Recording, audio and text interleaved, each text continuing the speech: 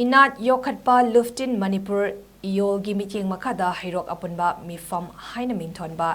Meepham ama Heirok Part 2 MAYAI LEIKAI Community Hall da PANGTHOKKHRE Heirok Apunba Club Apunba Meirapaibi Heirok amadi Heirok AD Unit 5 na Eyol ga khusam na duna pangthokiba Meepham aduda pokpadagina siva fawbada pangthokliba thavak thoram singda ka hena chatnabigi wangmada sel hena sijinnabagi mayokta amata oina lepminnaba waref sing loki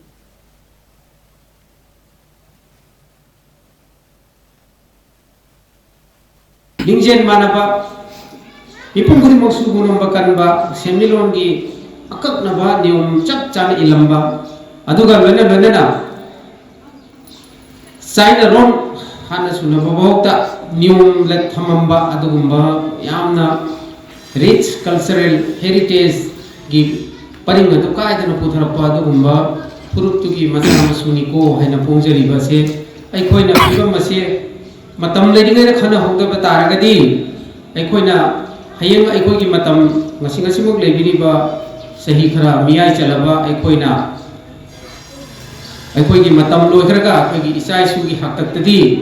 makhoi sigi phibam se kari hogodage habase ngasigi generation asina khanba matam se yamna thengjalabani asumna tongan ba prithivigi tongan ba jagada leiba mipu gurimaki magi majatigi mapuruki hek upadagina siba bauki marakta leiba masige thapok thorom mayam ase loina masana ngakta chatli aduna man oraga moise adugi puruni adugi jatini adugi kangluni abu khangani